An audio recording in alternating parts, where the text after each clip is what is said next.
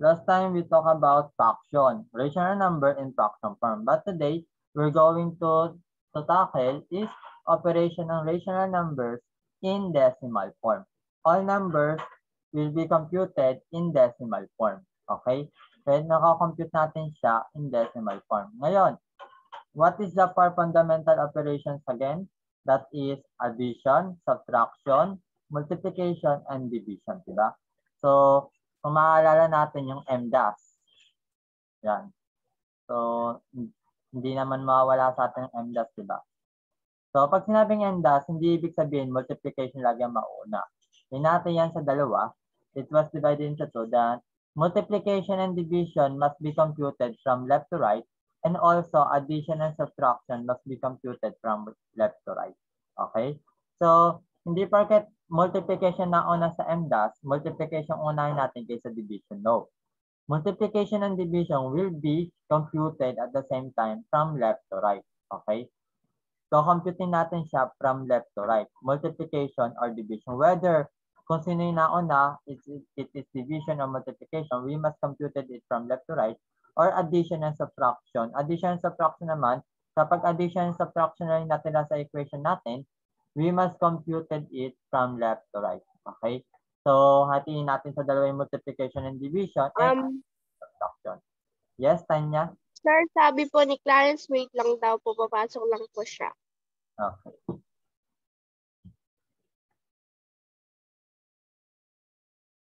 So, I think ito, napag-aralan naman natin to elementary days pa.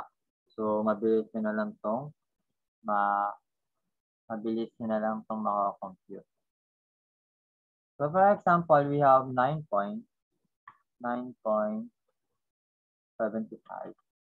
plus 2.882 plus 12.1. So, this is what?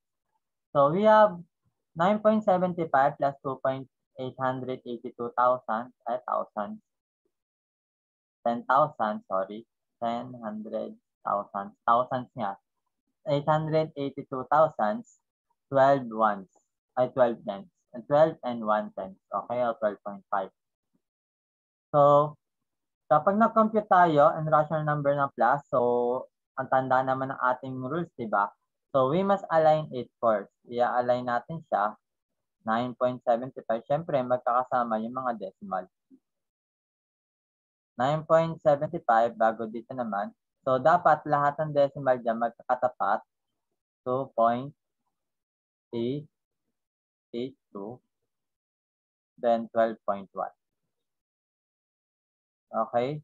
So, kapag mag-plus tayo, and also kapag minus, subtract or addition, parehas natin itatapat, i-align natin na magkakatapat lahat ng decimal point. Okay?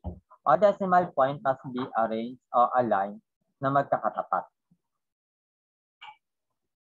So, bring down natin si to. So, kung nalilito kayo, pwede nyo lagyan ng mga 0 para magpantay naman sila. Para hindi tayo malito. Okay? Pwede nyo lagyan ng 0 yung mga missing cases. So, this will be 2. 5 times 8, that will be 13, carry 1. So, this will be 17. Diba? So, 8. Sir, alam ko na pong sagot. Yes. So, this will be 13 and this will be 23. Okay. 23,000, ay 23,000, 23.73 to ang sagot. Okay? Mali ako. Bakit? Sir, I think, po, 24.732. Nakalimutan ko maglagay ng carry 1 dito because this will be 17, so we must have carry 1 dito.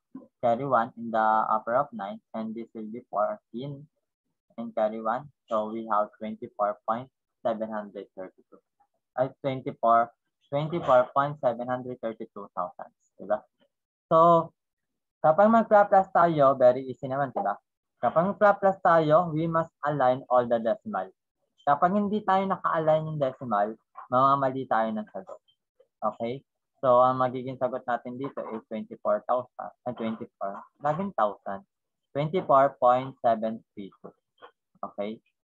24.732. And that will be our answer in number 1. Okay? So, another example. May tanong ba doon? Siguro naman. Wala po. Bakit daw hindi sila makapasok? Anong nangyari? Siguro mahina internet nila.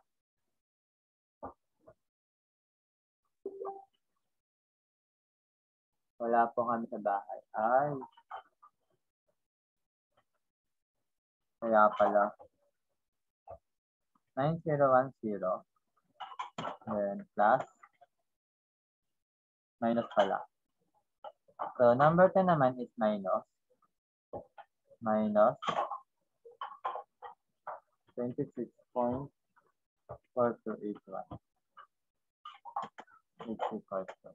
So, we have 45.9010 minus 26.4281. Okay. So, ganyan lang din. Katulad ng rules natin sa addition. So, we must align the numbers na magkatapat pa rin si decimal point. Or align the decimal point. Then, this is a subtraction. So, 26. So, nandito pa rin yung point natin. If you notice, magkatapat pa rin yung point natin. Yun lang yung mahalaga, magkatapat sina point. So, you must align the point, the decimal point.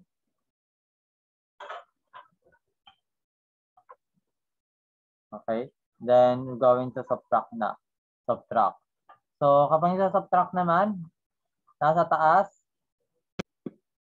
yung 45 natin, yung una nasa taas, then nasa baba naman yung pangalawa natin. Yung subtract natin, okay? So, this will be 10. We're going to carry to borrow 1 in 1. So, 1 becomes 0 and 0 becomes 10. So, 9. 9. Okay. 0 minus 8 cannot be. So, we're going to borrow 1. So, this will be 10 and this will be 9. Okay. And this will be 8. Okay. So, okay.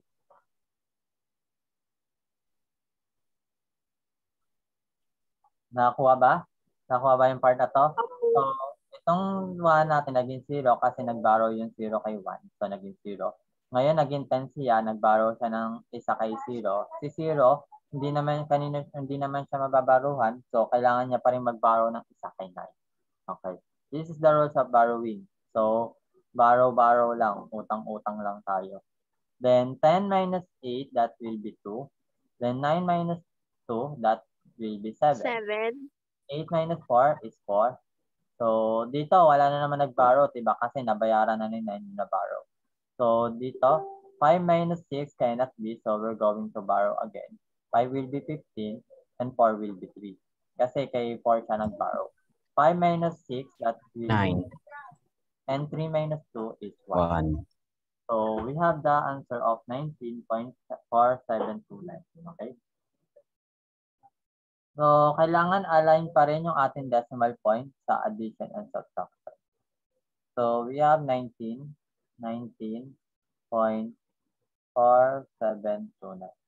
So, feeling ko mape-perfect nyo itong part na to. Kasi, madali na lang naman sa atin. Pero, syempre, kahirapin natin yan. So, what if ganito na yung ating given? Number 3. 63.79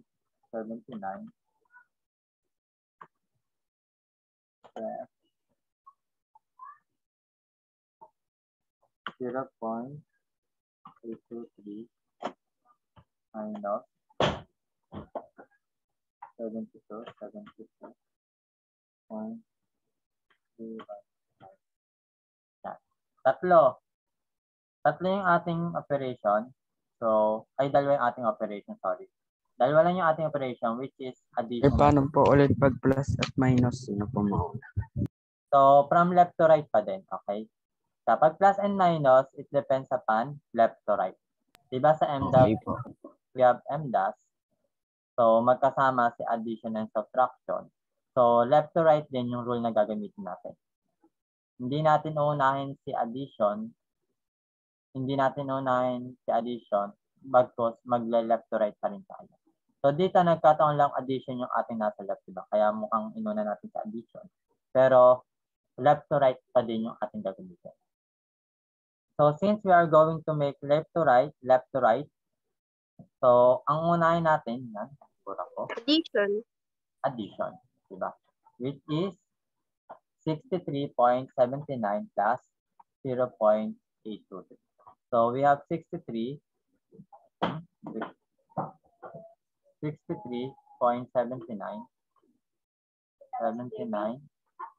plus, so align pa rin natin yung decimal, diba? 0.823. Okay? So, align natin sa decimal at lagyan natin ng 0 yung mga missing places. Okay? Kahit dito, pwede nyo lagyan ng 0 yung missing places para di kayo mag-stop. Now, we're going to add na. We're going to get the sum of these two. 63.79 plus 0.823. So, 0 plus 3, this will be 3. So, 11, carry 1. So, this will be 16, 8 plus 8, 16. So, we have a point, decimal. So, we have carry 1 here. 1 plus 3, that is 4. And bring down 6. Okay. Now, we have 64.613. Tapos po 64.613 minus 72.319. Yes. Ganun na yung mangyayari sa atin. So, equal natin yan. Equal. Yung sagot dito sa dalawa, naging 64.613 minus 72.319.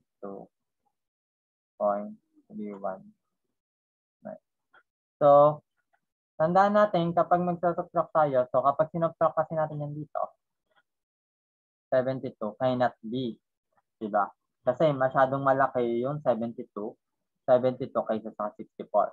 So, hindi natin masasubtract kapag ganyan yung ginawa natin na nasa unahan. So, hindi natin siya masasubtract. So, ang gagawin natin, apply natin yung rules of integers natin. So, anong sign? Diba, we have 64, positive 64 yan. Then, minus 72.319.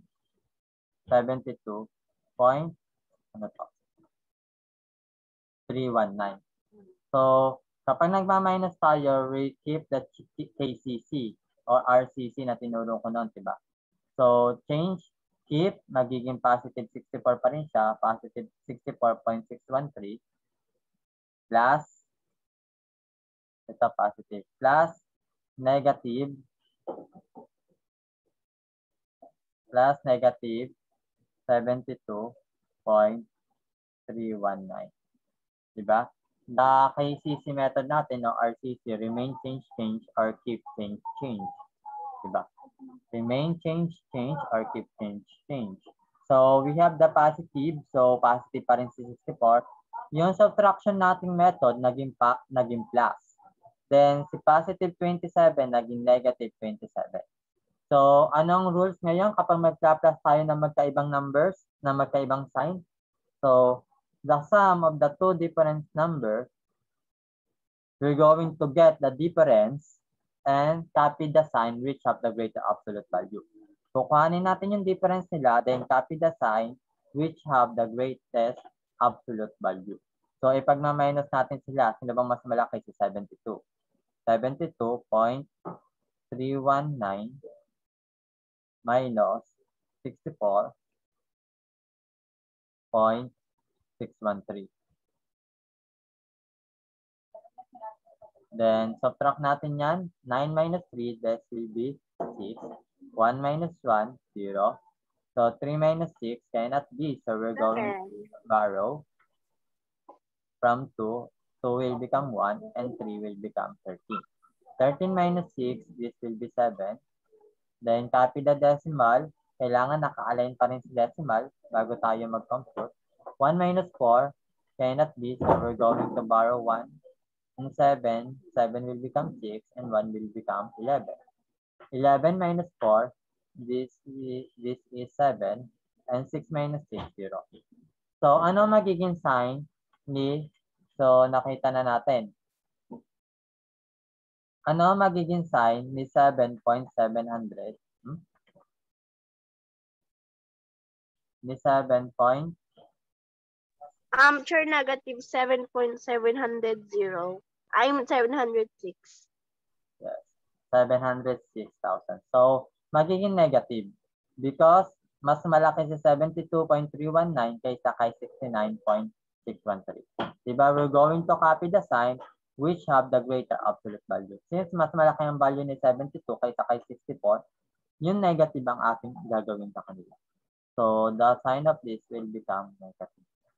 So, 7.7 of this will be our answer. Okay? So, naunawaan, class?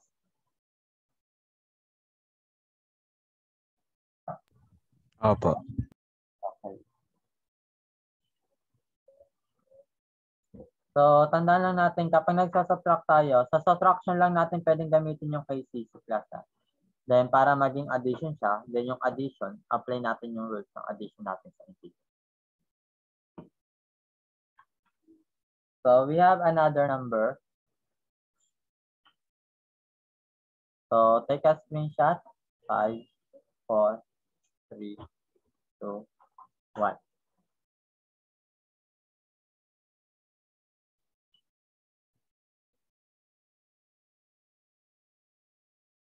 Nagura ko na nito.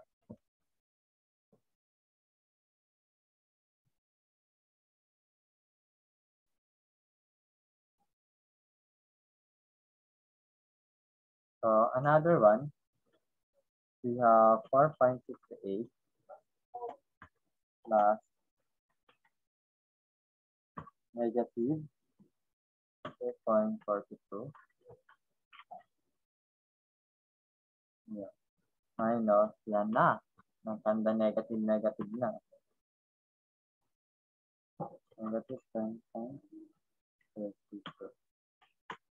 So, kung i-apply natin ang KCC method, keep change, or RCC, remain, change, ganyan pa din. Mas madali natin makakompute ito. This is number 4. So, ano to? We have the addition and subtraction. So, we're going to get the left to right method, diba? From left to right tayo. Then, ang nasa left natin is 4.68 plus, diba? So, plus negative 2.42. So, ang sign ng ating 4, dahil wala siya nakalagay, magiging positive yan, diba? Dahil wala naman tayo nakitang sign. Ngayon, magkaiba yung sign nila, so we're going to get the difference nila ulit. So, dahil yung isa ay positive, yung isa ay negative, sa addition, kapag positive at negative yung isa, ipagsusubtract natin sila. Then, ipagsusubtract natin minus 2.42.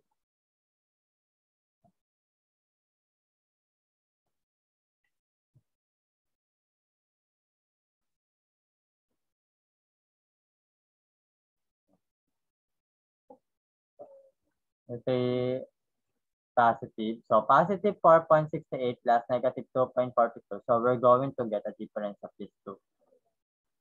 Nandiyan natin ang equal dito. So, 8 minus 2, 6. 6 minus 4, 2. So, the point, the decimal. Then, 4 minus 2, that is 2. So, meron tayong 2.26. So, what will be the sign of 2.26? It is positive or negative? Positive. Positive. Dahil mas malaki si 4.68. Ngayon, minus negative 10.32. So, i-minus negative 10.32 na natin siya. So, dito ka muna. So, apply the KCC dahil nag-minus na siya. KCC method. We have, dahil 2.26 pa rin siya, positive pa rin siya. The minus will be plus. Magiging plus siya. Then, the negative will be positive again. positive 10.32. Okay. So, gusto nyo din ilagyan ng bracket to, okay lang. We have positive 2.26 plus positive 10.32. So, parehas na silang positive, para na lang tayo mag-plus ngayon, diba? Dahil magkatulad naman sila ng sign, which is positive and positive, pag-plusin na natin sila. We have 2.26. Bakit palitan ko lang to? So, 2.26 plus 10 points. So, i-align pa rin natin yung decimal. 10.32. Ikaw natin sila. 6 plus 2, that is 8. Then, 2 plus 3, 5. So, lagyan natin ng decimal. Copy the decimal. Then, 2 and 1. So, we have 12.58. Siyempre, magiging positive din ang sign niya. Dahil parehas naman silang positive. So, parehas silang negative, then magiging negative ang sign. Dahil parehas silang positive, so magiging positive ang sign natin. So, we have the answer of 12.58. Nakuha? Naunawaan, class? Opo. Listen carefully. So, we have now division and multiplication of rational numbers in decimal form.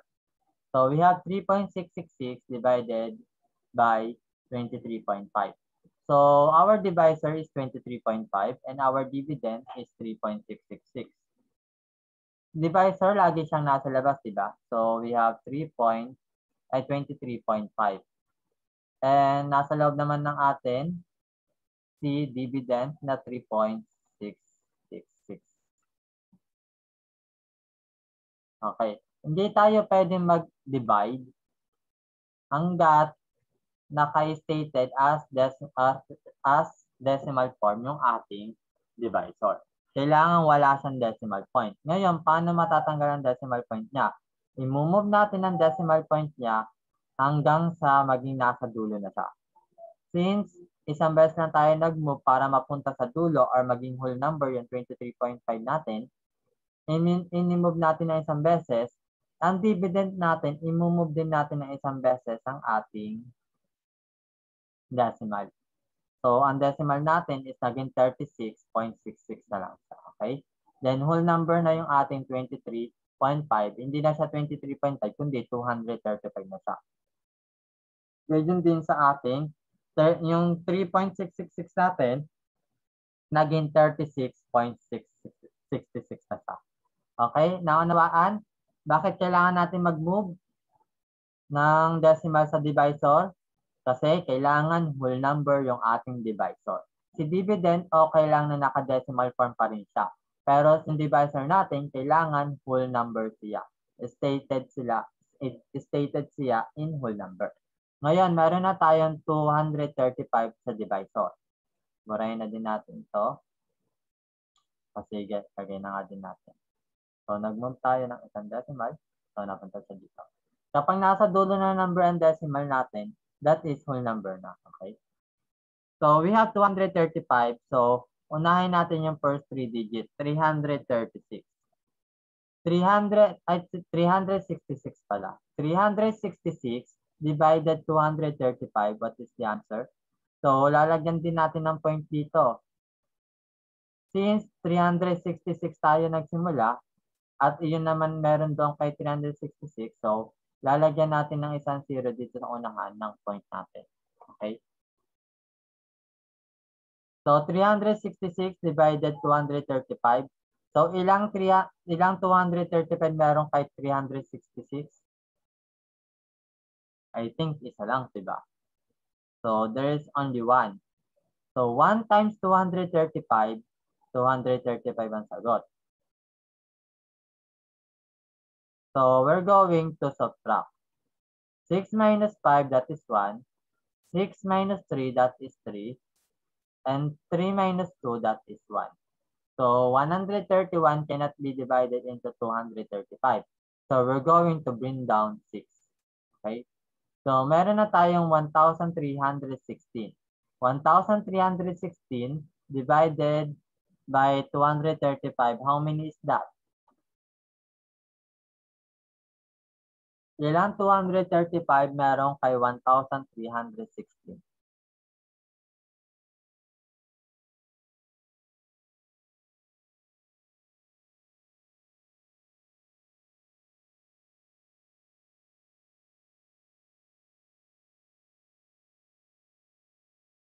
Wala. Wala ba akong kausap, class?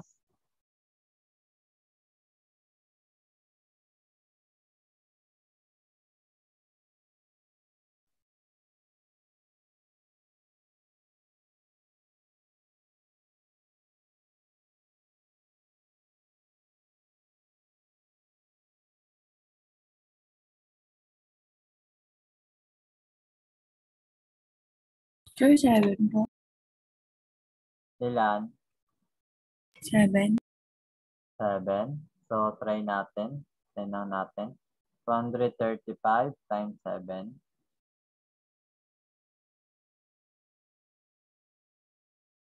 7 times 3, 21, 24. 7 times 14, 16. Lampas na siya. Lampas na siya kay 1,316. Lampas ang 7. So, hindi siya 7. Try natin sa 5. 235 times 5. So, meron tayong 5, 25. 5 times 5, 25. 5 times 3, 15 plus 2, 17. 31. 5 times 2, 10, 11. So, 1,175. Try natin kung kasya pang isang 235. I-plus natin 235.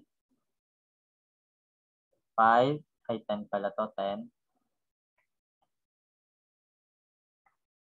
10, 7 plus 3. Like we have carry 1 here. 11, carry 1, 4, and 1. 1,410 na ang sunod. So, hanggang 5 lang siya kakasya, diba? So, ilagay natin, there is 1,316 divided 235. 5 lang yung kasya doon.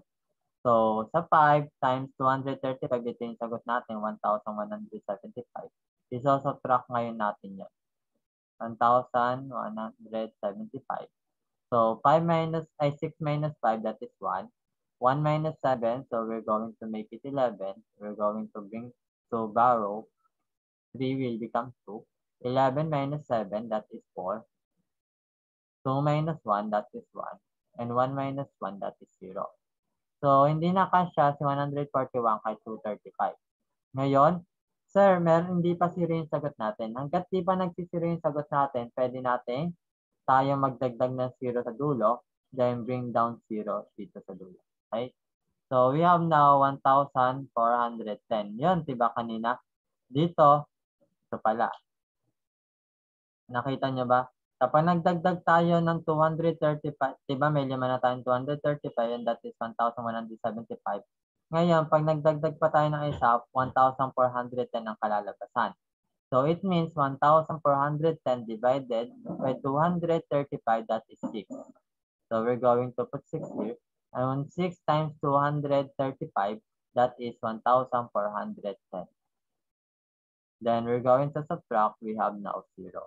So, no need to add another 0 because we have now the remainder of 0. So, ang tamang sagot dito is 0.0156. And that is our answer. Okay. So, naunawaan ba natin, class?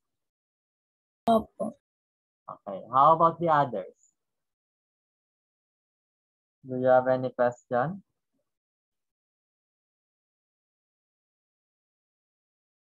Ito pa naman ang papagulo sa akin. Wala pa yung mga negative pati positive sign, class. Kaya kailangan maging maingat tayo. Kasi next is may mga negative and positive sign naman.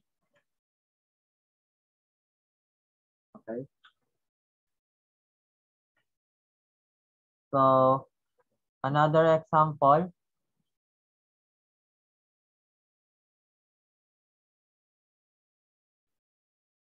Paano kapag may mga positive and negative ng ano?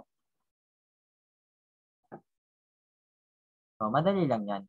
You can do it. Pag di kaya, kayang-kayang tulugan. Diba? So, we have here, sa multiplication naman tayo.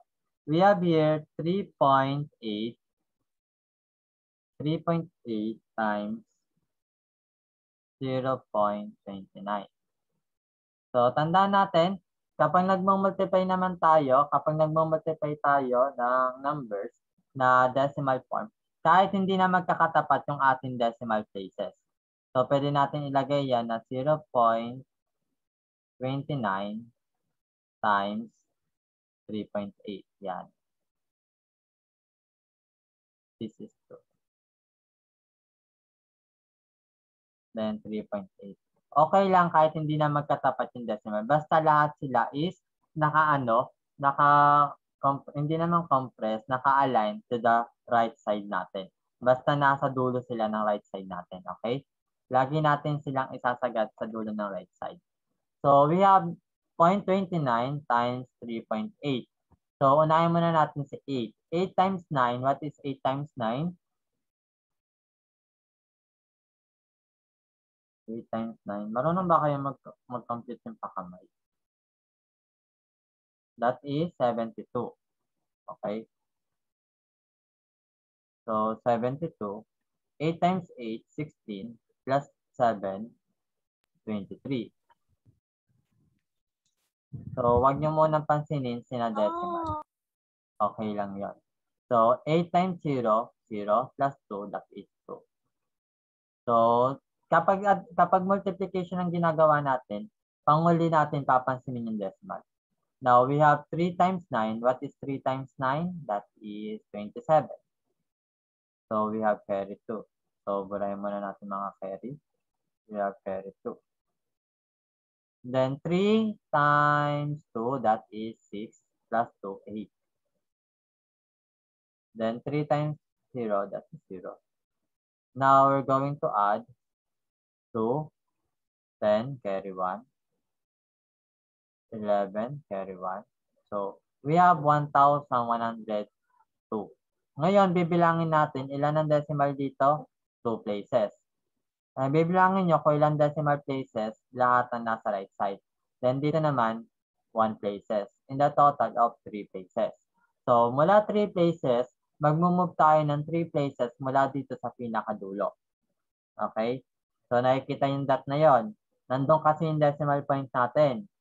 Then, i-move natin kung ilan lahat yung naging total ng decimal natin. Sa unang line natin, we have 2 decimal places, which is 2 and 9, diba? Lahat na yon. Then, sa pangalawa naman, we have 1 decimal places, which is 3, 8. So, 2 plus 1, that is 3.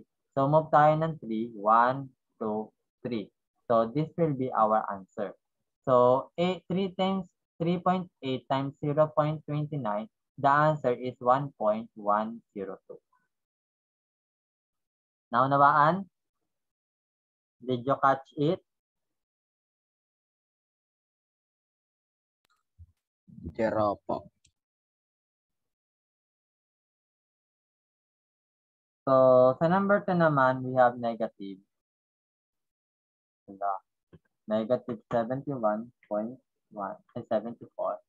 74.1 divided. So, hindi ko alam kung paano isusulat yung divided sa type. So, matagal na inscription pa yun. Negative 74.1 divided 7.3. So, we have here, our divisor is 7.8. So, si 7.8 ang nasa labas. Then, ang nasa loob naman is si negative. So, disregard na muna natin si negative 74.1. Diba? So, disregard na ba natin si negative? So, saka na natin sulat. Basta tandaan natin this is negative and this is positive. So, when we divide the negative and positive, ang magiging sagot niya is always negative. Kapag nagdi-divide tayo na magkaiba ang sign nila, always negative ang kanilang sagot. Okay? So, ilagay nyo na kagad sa ating by the rules of division of integers, the quotient of different signs is always negative. Since magkaiba yung signs nila, the one is positive, the one is negative. So negative ang magiging sagot natin. Ngayon, all we need to do, dahil alam na natin na sign niya is magiging negative, so all we need to do is compute or execute the operation, which is 7.8 divided by 74.1 divided by 7.8. So we cannot divide it because our divisor is in decimal form. So we need to make it whole number. To make it whole number, move the decimal point one step hanggang sa maging sa dulo siya. And also, when you move the one step in divisor natin, we're going to move another one step for our dividend. Kung ilang step tayo nag-move sa divisor, ganyan din sa dividend natin. Now, execute. So, nandito yung point natin, diba? So, what is this? So, sa 74 ba, pwede natin siyang i-divide kay 78? Bawal. Kasi malaki si 78 at saka 74. So, ang gagawin natin, 741 na. Okay?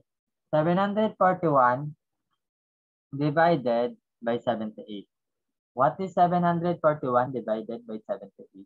We're going to divide it. 741 divided by 78. Ilang 78 kaya kasya kay 741? Diba? So, ang 10 78, 780. Diba? Kapag tinayos natin yung 78 sa 10, 780. May 10 tayo dito. Ngayon, bawasan natin ang isang 78 to. Kung babawasan natin siya ng isang 78, 10, 7. Yan. Magkakaroon tayo ng 702. 702. Diba? So, dito, siyam na 78 to. Okay? Nagigets niyo ba itong ginagawa ko? So, in my ano naman to, in my own calculation. Kasi, tingnan natin kung kasya 78 times 9, diba? 78 times 9, this is 72. And this is 63 plus 7, 63 plus 7, that is 70. So, 702. So, kasya ang 9. So, hindi natin dito ilalagay ang 9 natin dahil doon pa rin sa ibabaw ng 1. Tandaan natin, nandito yung point natin, pero nagkaroon tayo ng 741 namin dinivide natin. So, sa dulo ng 1 tayo maglalagay ng ating quotient. Okay?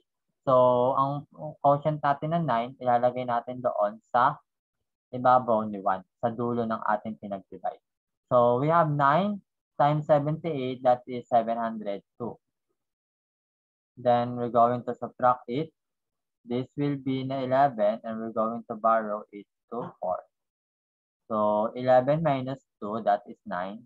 Then, bring down 3. Since ang sagot natin is hindi pa nag-0,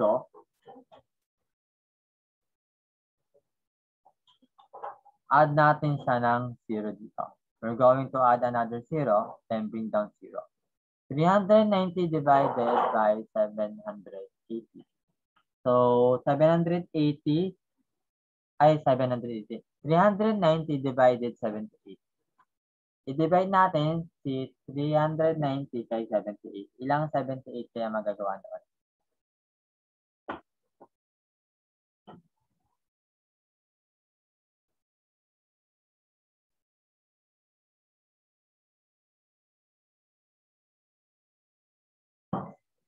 Anyone?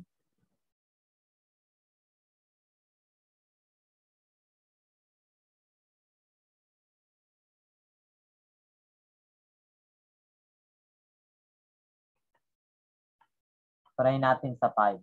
78 times 5, 40. 5 times 7, 35, plus 4, 39. So, sakto siya sa 5. So, dito natin siya ilalagay sa tapat ng 0. Since itong 390, katapat naman niya yung 0, doon natin ilalagay yung ating quotient. So, 5 times 78, that is 390. So, 390 minus 390, that is 0. So, magkakaroon tayo ng sagot dito ngayon na 9.5. Dahil since according to rules, we have negative and positive, so negative 9.5 yung ating magsasagot. Okay? So, kapag pinag-divide natin ang negative at positive numbers, lagi magkaiba. So, magkakaroon tayo ng sagot na negative. Always negative. So, in number 2, that is our answer. Negative 74.1 divided by 7.8. The answer is negative 9.5. Take a screenshot. And we're going to example number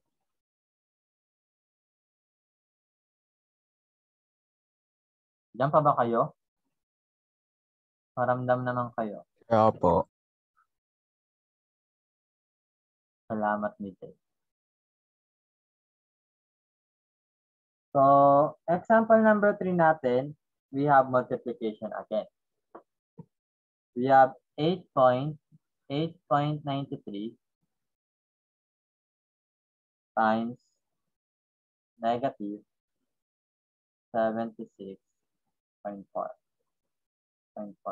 Dito, pwede na nating i-disregard yung mga negative at positive. Diba, we have a positive sa 1 natin, then sa una nating given, positive. Then, sa pangalawa natin factor naman is negative. So, kapag nagmumultiply tayo ng positive at negative numbers, ano magiging sign natin? Positive or negative? When we multiply positive and negative number, the answer is always what?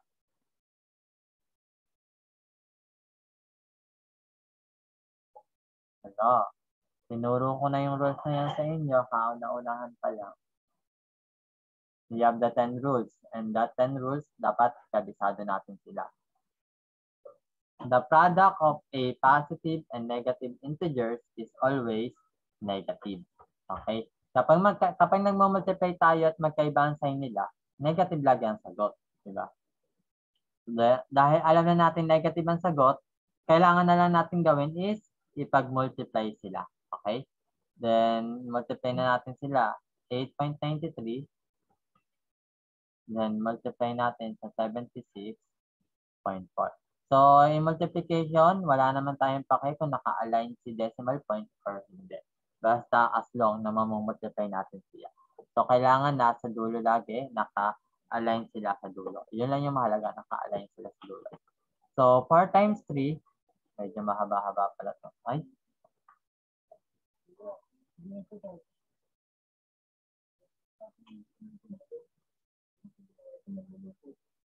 Nawala.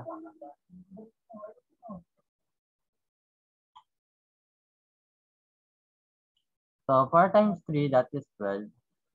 So, bilisan ko na lang kasi marunong naman kayo mag-multiply ng ganito. Diba? So, 4 times 9, 36 plus 1, 37. So, we carry 3. 4 times 8, that is 16, 32, 35. So, we have 35. Then, burahin ko lahat ng carry para hindi ako malito sa pangalawa. 6 times 3, that is 18. So, we carry 1.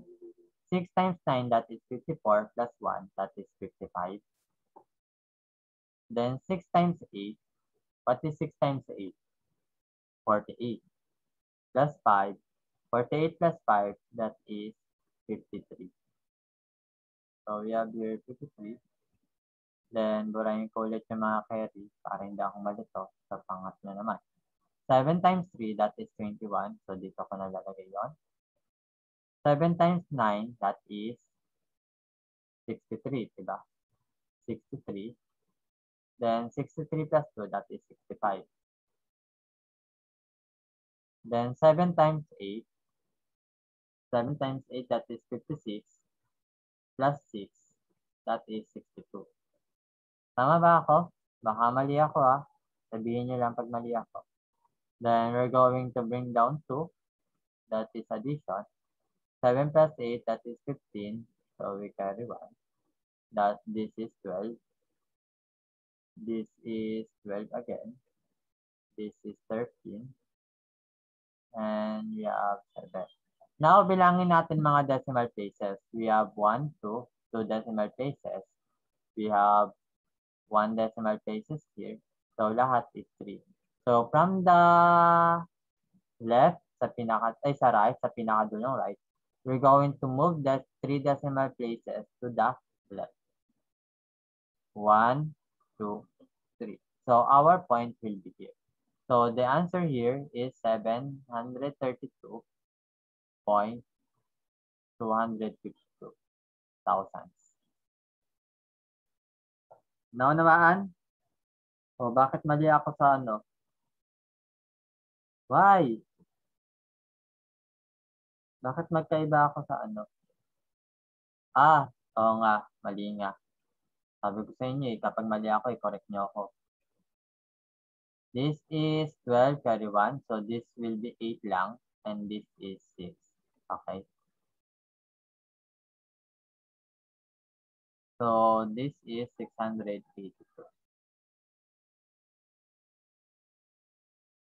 So, we have here, kasi bakit naging 3 ako dito, no?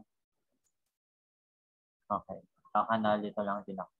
So, we have here 682.252. Dahil ang sagot naman natin is negative kanina pa, so our final answer is negative 682.252. Okay. Basta kahit hindi niya pa nakakompute yung number, pwede niya nang malaman sa addition pati subtraction yon. Plus ha. Sa addition at subtraction yon. Kapag sa addition, sa multiplication and division pala yon. Plus. Kapag kasi ang rules sa division pati multiplication, kapag magkatulad ang sign nila, magiging positive. Kapag magkaiba ang sign nila, magiging negative. Okay?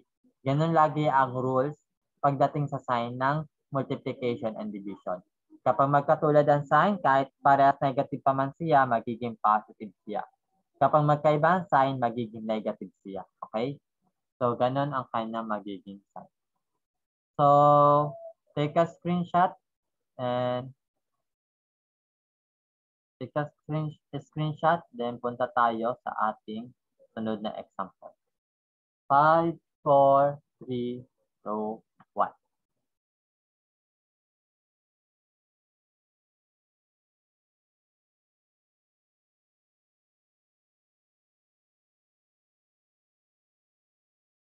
So, another one example is 18 divided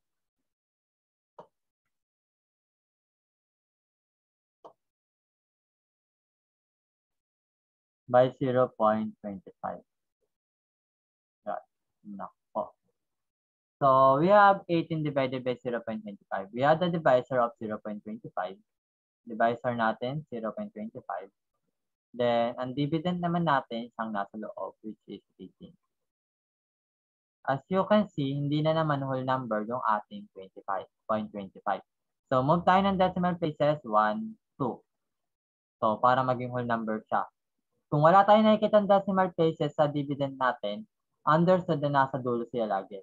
Okay? Kapag wala kayong nakita ng decimal point, yung pala, decimal point sa whole number, lagi siyang nasa dulo. Okay?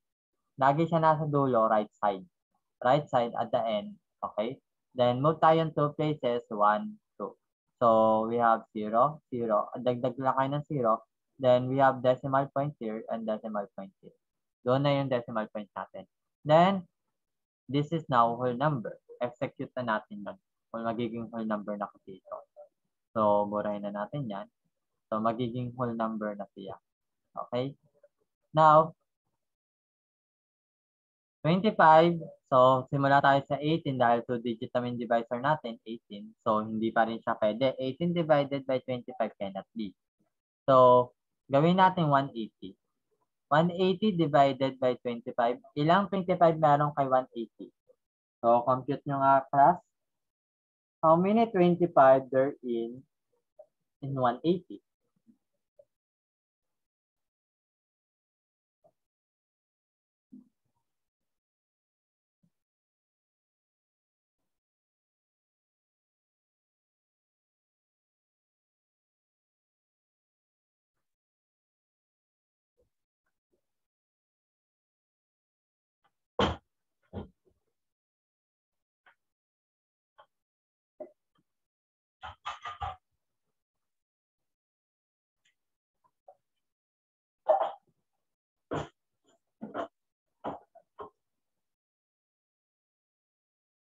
Okay. So we're going to divide 180 divided by 25. So there is a 7. Tingin ko 7. Try nga natin 7. So 7 times 5, that is 35. Then 7 times 2, 14 plus 3, 175. So sakto na siya. Kapag dinagdagan pa natin, 190 na siya. Ay, 190 nga ba? 200 pala, 200. So labis na siya sa 180. So there is 7. So dito natin lalagay sa tapat ang unang 0 kasi dito pa naman bilong yung 180. So parang normal lang divide lang tayo. That's how you'll divide in your elementary days. Then 7 times 5, that is 175. 180 minus 175, that is 5. So 5 cannot be divided into 25. So we're going to bring down the 0. 50 divided 25, that is 2. And 2 times 25, that is 50. So we're going to subtract 50 minus 50, that is 0. So we have 72 points. So kapag nakalagay 72 points, 72 na lang isulat natin. Okay? Kapag ang decimal point naman natin is nasa pinakadulong right side or at the end of the right side, that is a whole number. Indicator na yun that it is a whole number. Okay? So 72 ang magiging sagot natin sa number 4. So take a screenshot. And we go to the last example. Last na to. 5, 4, 3, 2, 1.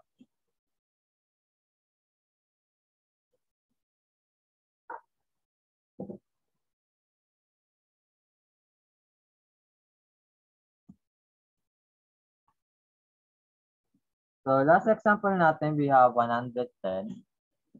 110.32 divided by 2. So, 2 lang, no? So, wala naman tayong i-move dyan dahil ang ating divisor is 2. And our dividend is 110.32. Okay lang na may decimal ang ating dividend as long na walang decimal ang ating divisor. Kapag divisor nagkaroon ng decimal, kailangan gagawin natin siyang whole number. Since naka-stated na naman as a whole number yung ating divisor, so we are ready to compute na.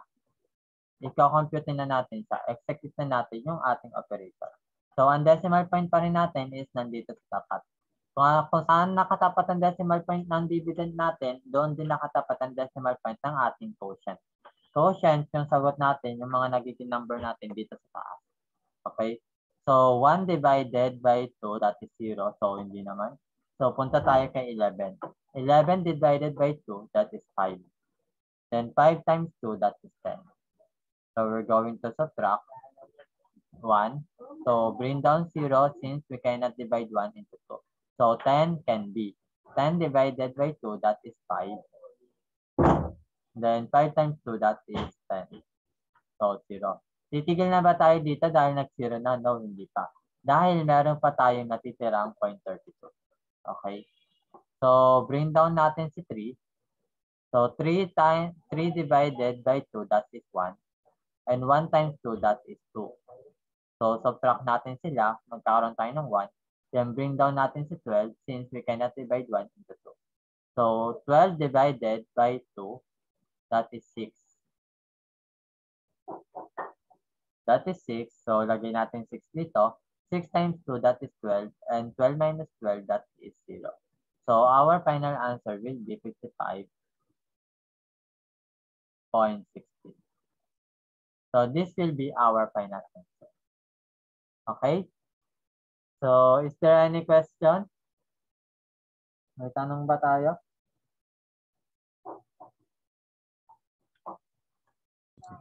Wala po. Wala. So, punta kayo sa page 54. So, on page 54,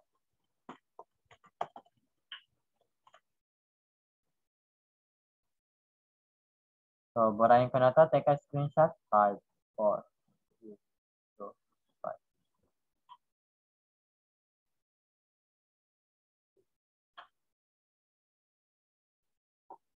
Then, sagutan nyo yung Match problem 1.2.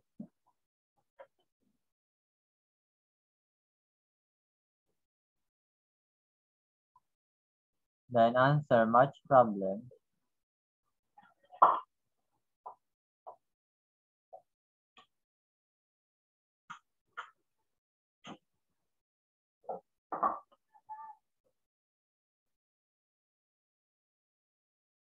One point 10.2.